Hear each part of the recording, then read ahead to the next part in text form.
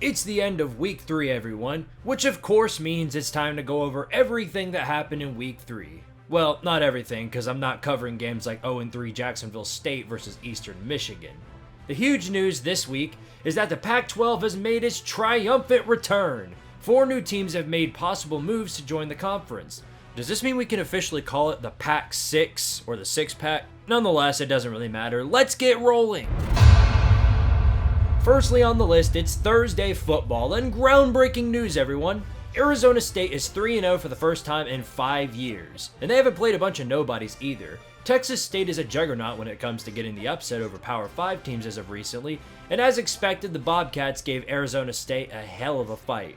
Jordan McLeod had 4 touchdowns through the air and over 250 yards. They led the game in stats on every stat for the entire game, except for one, that being turnovers. Texas State coughed up the football 3 times. In close games like these, turnovers are far more important than the stats. Scatabo for Arizona State was not nearly as successful as last week, but clutched up in the red zone when they needed a big run. Speaking of runs, Sam Leavitt did a whole lot of that along with burning them through the air. Even though the offense was playing well, the defense had to step up at some point. Quick snap. McLeod taking a shot, has a receiver, and it's intercepted! Ask and ye shall receive. Keep in mind this was actually a road game for the Sun Devils. Going undefeated in Big 12 conference play is something that should propel them into next week. The secondary is still suspect though, so we'll find out how they adjust to that. As for Texas State, if I'm the Pac-12 commissioner, I'm giving them a call immediately. Kansas is back to being bottom of the barrel. UNLV heard my call for Pac-12 recruitment and tried to one-up Texas State. The Jayhawks lost one of their wings over the offseason because they've been flying in a downward direction. Jalen Daniels, who a lot of people were high on, had 2 more interceptions in this game, racking up his total interception count to 6. Bro went straight to the DJ class of quarterbacks. UNLV's Matthew Sluka wasn't much better completion percentage-wise, but he didn't force any turnovers. Well, minus whatever the hell this was. Element of this go-go offense. Sluka using the middle, lost the football.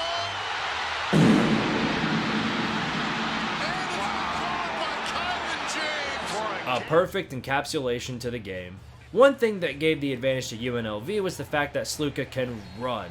124 yards on the ground is somehow more than he had passing it. It wasn't spectacular, but it was enough to seal the deal. I talked about Arizona State being 3-0, and let it be known that the last time UNLV was 3-0 was 40 years ago. Notre Dame was able to win a big game the last time UNLV went 3-0. The Pac-12 commissioner has some easy picks for recruitment, so I'm looking forward to seeing how they mess it up. Kansas, on the other hand, is in major trouble. I don't see anything worse than the Les Miles era, but you need a bounce-back game desperately. At least the uniform combos were cool. Arizona is in a similar spot to Kansas, a team which had its fair share of recent failures, and then following a year where they blew expectations out of the water, they proceed to shit the bed the following season. And man, did he do a lot of shitting in this one. The Fafita to McMillan combo was something I swore would pan out well for Arizona, but not only did it pan out to perfection, but that's all they could do. Meanwhile, Avery Johnson, DJ Giddens, and Dylan Edwards are running the ball all over the Arizona defense.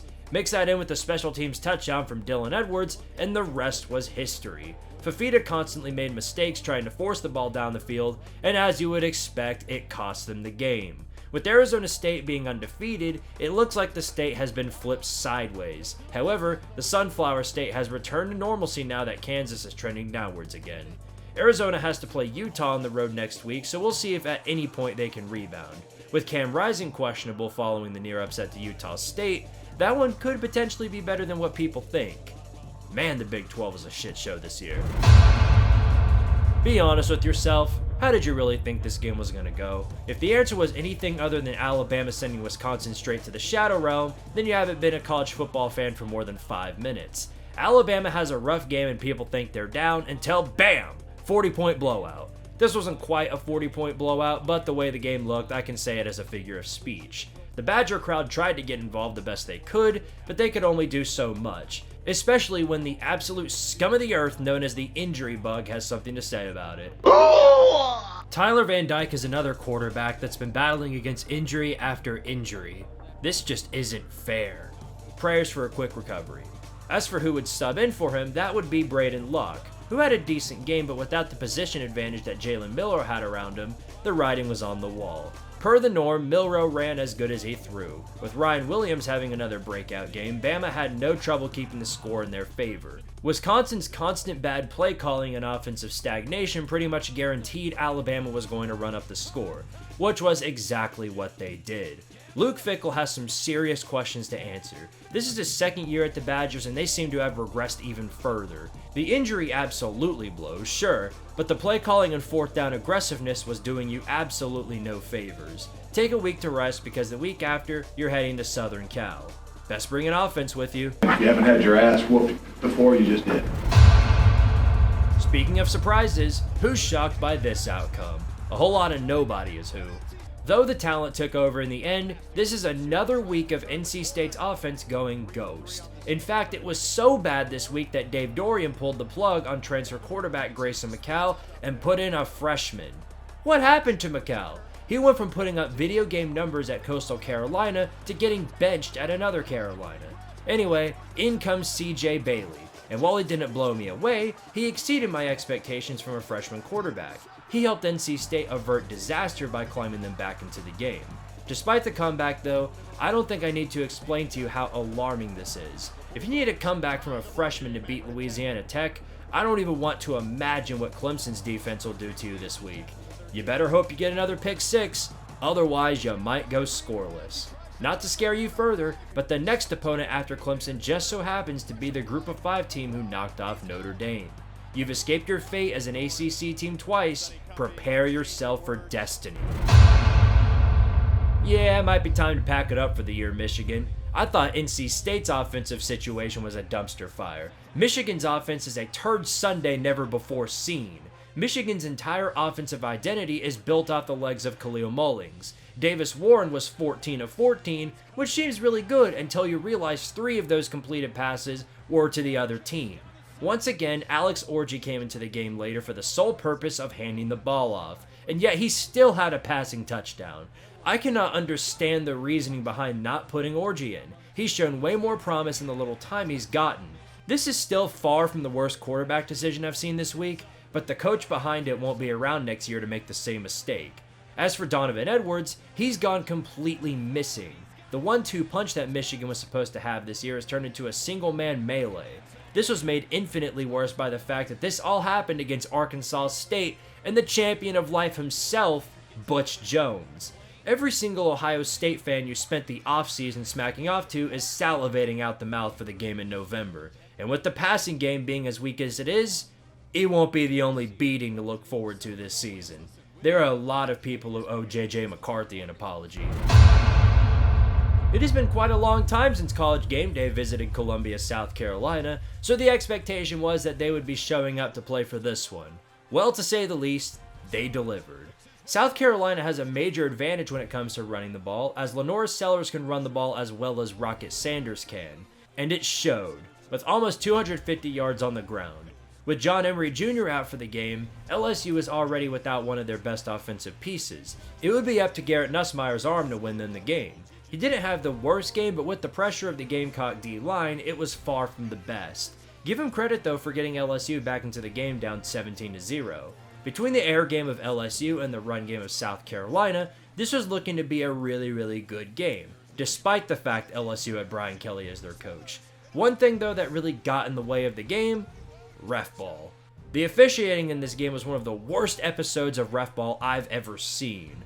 While they were right in some cases, they turned the other cheek in very similar cases and sometimes worse. To make matters worse for the Cox, the injury bug was far from done with taking victims. So to finish the game would come the Auburn transfer, everyone's favorite Robbie Ashford. As the introduction would suggest, the Gamecocks stalled out offensively every time. Towards the end of the game, it was a complete shit show. Both teams struggled to hold onto the football, and officiating reversed 2 pick sixes in favor of the Gamecocks. This led LSU to score with a minute left, and with Carolina down by 3, it would be up to Alex Herrera to be the hero. Drives it, and just misses it. And LSU survives. Well, that is unfortunate. Despite a great performance from Dylan Stewart and the Cog D line, Lucky Shit University would once again escape the clutches of defeat. Of course, South Carolina fans can blame the refs all they want, but they should probably blame choking a 17-0 lead too. That should have something to do with it. Don't get me wrong, the refs were absolutely horrible, almost as bad as Brian Kelly's play calling, but the Cogs got soft when they needed to be rock solid, and that ultimately costed you the game. Don't let this loss deter you though, Beamer ball still looks much more refined than the start of the year. As for LSU, I'm certain you won't lose a game until October, but with Ole Miss in the future, all I can say is get ready for another desk slamming. But on the bright side, there is always someone worse out there. Far, far, far worse. Oh, you stink! Okay, this isn't funny anymore. This is just sad. Okay, I'm lying a little bit, this is kind of funny. But from the way things look, it seems like the Florida State team has officially quit. The fans quit the moment they lost in Ireland, now I suppose the rest will follow suit. This is an absolute nightmare for the folks down in Tallahassee. There are so many problems with this team that I don't even know where to begin. But I guess there's nowhere else to start other than the root of the problem, which is the entire philosophy of the program. Let me be clear, high school recruiting is, if not, one of the most important things in building a successful college football program. Omitting it from your game plan is a one-way train to failure town. The only reason you've lasted this long is because you hit a gold mine in players like Jordan Travis, Keon Coleman, and Jared Verse. They're all gone now, and DJ Oogly Boogly is not the proper replacement. In fact, he's the opposite. He's struggling to throw a complete pass at any point in the game. You have players out of place causing penalties mixed with miserable play calling, and to make matters all the more worse, you paid $1.3 million for Memphis to come into your turf and dominate you. The way things are playing out, you're going to be wasting a whole lot more money in the future. The absolute pinnacle cherry on this pile of Red Solo Cup dog shit is that it was Mike Norvell's former team who did this. As I said in week 1, these players are one-year rentals. They aren't all in for Florida State unless they are winning every game and going to the playoffs. And since that isn't happening, most of these players have already zoned out for the season and are already mapping out their next destination. Florida State's downfall is the prime example of what happens when you leave the transfer portal with no restrictions. The fire alarm going off in the post-game press conference is the macrocosm of this season for the Seminoles. It's only bound to get worse from here. Sue me! Missouri is one of the teams in college football where no matter what they do, they will never beat the fraud allegations. They just can't ever impress anyone. As long as their coach is Eli Drinkwitz, people will continue to say these things. Boston College actually took over early with a 14-3 lead in the third quarter, but then Luther Burden happened. The rest was history. Both quarterbacks played pretty well in this game, but Missouri did their part in shutting down the run game. This left Castellanos in a desperate situation which forced him to make mistakes down the stretch. That's all there was to it. Missouri just played a better game and got the win over a ranked team. Well, ranked just inside the top 25. Still though, this win keeps Mizzou in the top 10 going into conference play, and Boston College, I would say it's nice knowing you, but you're in the conference everyone loves to hate, so we'll probably be seeing you ranked again pretty soon. Well, it's about time. So this is the so-called top 5 team that everyone's been waiting to see. Oregon wasn't swift with their execution, but they were methodical and complete, which I think is more important. Dylan Gabriel had a great day with 291 yards and 2 touchdowns, with the Ducks having 240 yards rushing the ball as well. Whether or not Oregon State was supposed to come out angry against the Ducks for leaving them behind conference-wise, they never really showed it. Giovanni McCoy wasn't anything special, in fact nobody on the offense was. This might be proof that Boise State is already about to take over the Pac-12. If Oregon stays consistent with this attack all season, maybe Ohio State will have a legit force to fight against. Whatever the result may be, I'm fine with it, just as long as rivalries like this never die. Not everyone knows how to wake up like Oregon did. Case example, good old Brent Venables. Now Tulane is like Memphis, a pretty good group of 5 team with some good players. Guys like Dante Fleming and Mario Williams, who's an OU transfer by the way, will be lighting up defenses all season. Oklahoma did a pretty good job in keeping them at bay, but if that was the whole story, Oklahoma would be a top 10 team. But it's not. The offense continues to go through agonizing growing pains. Jackson Arnold managed only 169 yards all game. That won't do against SEC competition. Deion Burke seemed to be the bright spot on the passing game, but even he can't do much about Oklahoma's Swiss cheese offensive line. It's been a problem all season long. Either Venables can't adjust the offense or it doesn't have the depth for it. Either way, massive red flag. You escape another week of what could very well have been a disaster. If the Sooner offensive line could just get even a little bit better, the run game could be potentially lethal. You've got a set of great running backs ready to break away in any SEC game. You'll need it fast though, because your former coach who you fired 10 years ago is coming back with an elite defensive line at the helm. If you want to prevail in the game, you better get those boys on the O-line some extra practice reps. Otherwise, well, just ask NC State. How dumb do you think we are? You could have beaten Purdue by 222 points and we still wouldn't have forgotten what happened last week. In fact, this result just makes what happened last week even more confusing. Whatever happened, it awoke a fire within that team.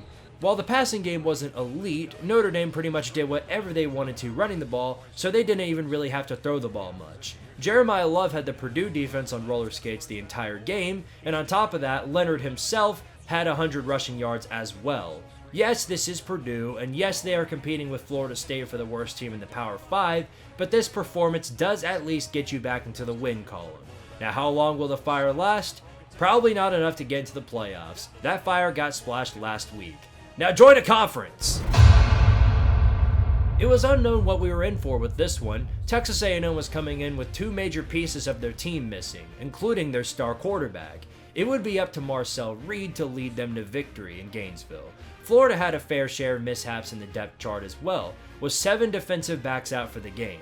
Following a big win against Samford, Billy Napier was left with a decision. Start Graham Mertz, who had nothing but disaster going on through the 2024 season, or start up-and-coming freshman DJ Lagway, who while not blowing anyone away, has shown leagues more promise than Mertz. He would make the right decision here, right?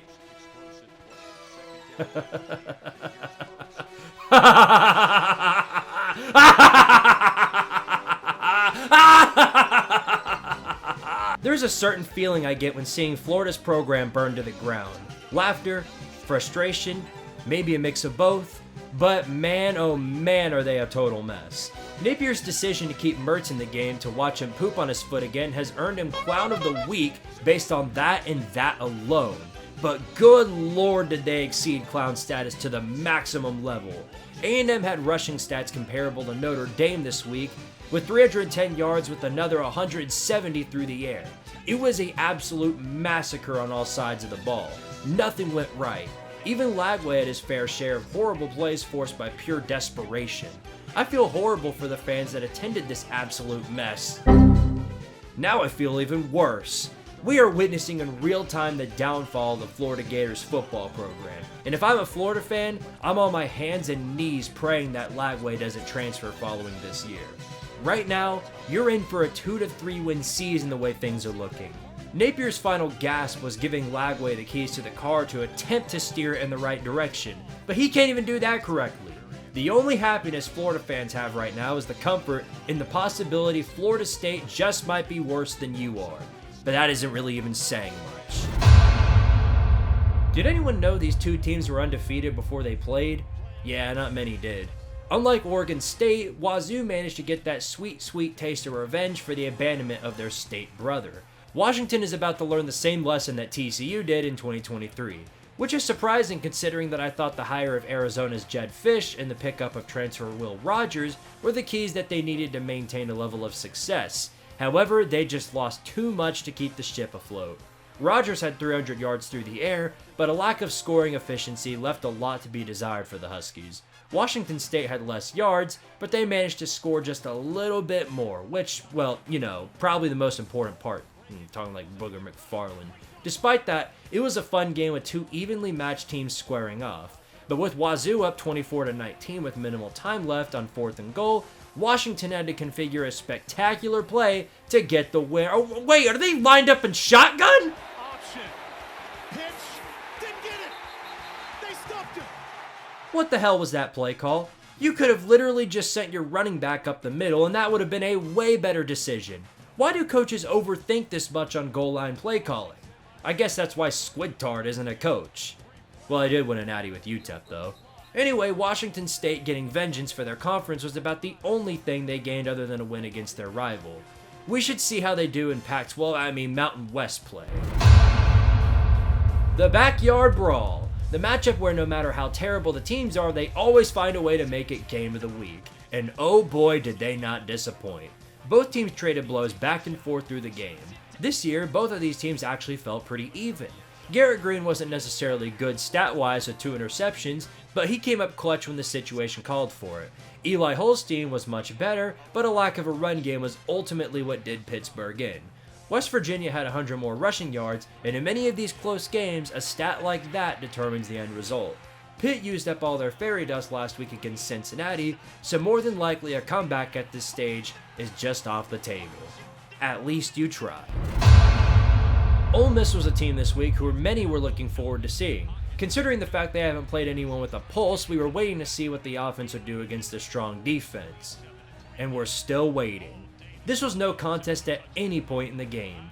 Ole Miss dominated on the run, the pass, the special teams, and pretty much everywhere else on the field. Trey Harris, who led the SEC in receiving yards, had another great day with 94 yards receiving. Thank the Lord this was on the CW network so nobody had to watch this beating go down. It was so bad that Wake Forest paid $1 million to have the game on the road with the Rebels next year canceled. That's how you know this was a true ass beating. For Ole Miss, we'll get to see them in action next week as we go into the conference slate. Oh wait, they play Georgia Southern. How did they get away with that? Whatever, on to the next game. Hello? Editor? The next game? West Virginia choked, didn't they? Davis up the middle! Touchdown! Of course they did. Looks like Pitt had one more miracle in them after all. I forgot to mention that Pitt was turnover free throughout this entire game, while West Virginia had 3 turnovers. This is proof that the game isn't over until the clock hits 0. The warm seat that Pat Narduzzi has been sitting on has been exchanged post-game with Neil Brown, who desperately needs a bounce-back game against Kansas next week. Good lord, these conferences are chaotic. Really? Really? Come on! As quickly as they sprung up, all of Vanderbilt's hopes have died. You can't expect to make a bowl game with an SEC schedule and then lose to Georgia State in the same year. I find it hard to believe that Vandy of all teams was caught looking ahead to an SEC opponent considering they were on the road. There wasn't any alarming stat that Vandy or Georgia State had in this game other than Kevin Swint being a one-man wrecking crew on the defense. The passing game was even, but Georgia State had the slight edge at running the ball. Did Vandy just get outplayed? Not sure. I've heard that the fans have completely turned on Clark Lee and want Jerry Kill to be the new head coach. If there's anything to be done to prevent losing to Group of 5 teams, maybe this is the way, I don't know. This is the first I've ever seen of a team rushing the field for beating Vanderbilt. So, baby steps for the program, I suppose. At least you didn't get blown out this time.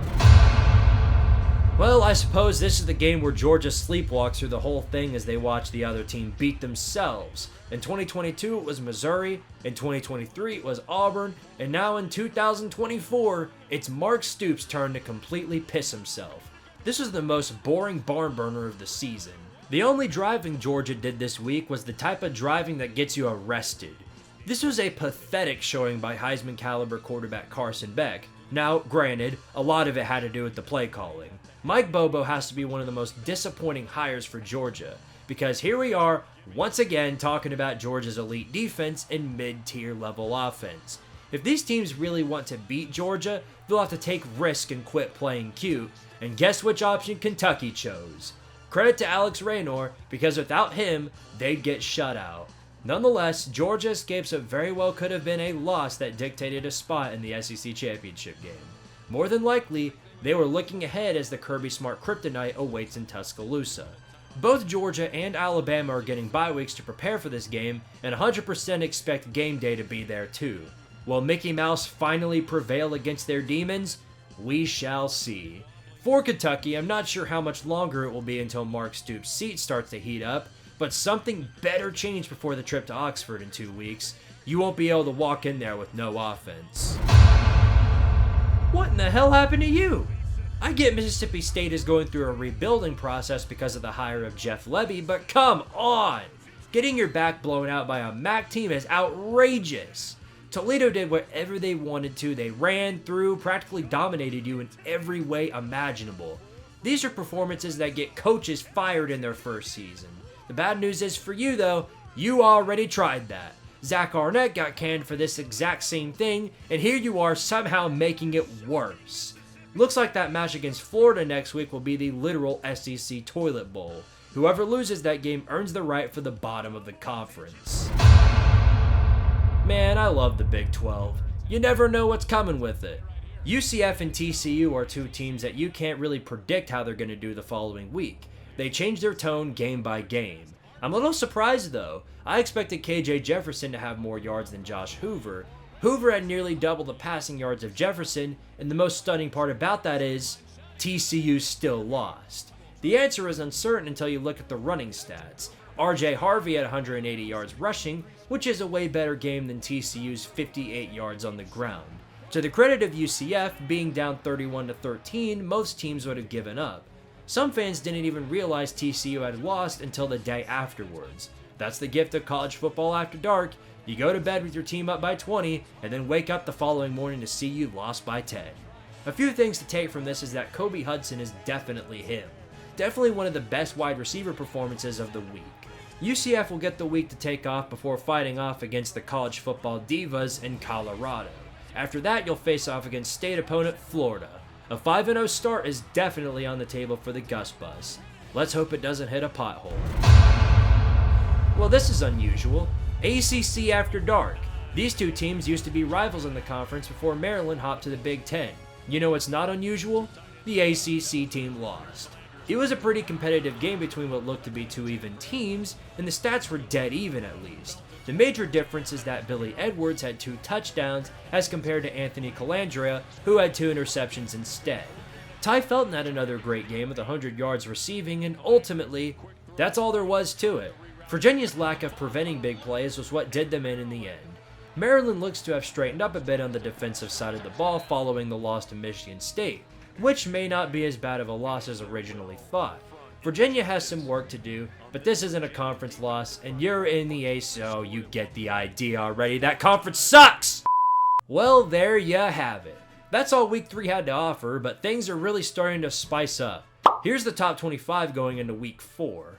Some big matchups occur in the next 2 weeks, so the teams who really belong in the top will likely thin out soon. We shall see soon, though. If you want to tell me how much of a big, dumb, stupid idiot I am, check out the college football Discord server I run in the description. Oh, and subscribe too, that'd be great. Until next week, I'll see you guys later, and power to Tardaria!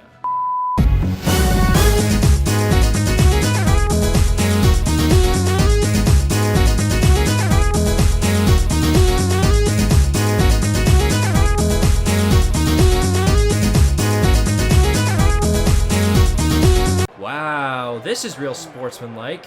If this were South Carolina, that would have been another touchdown reversed.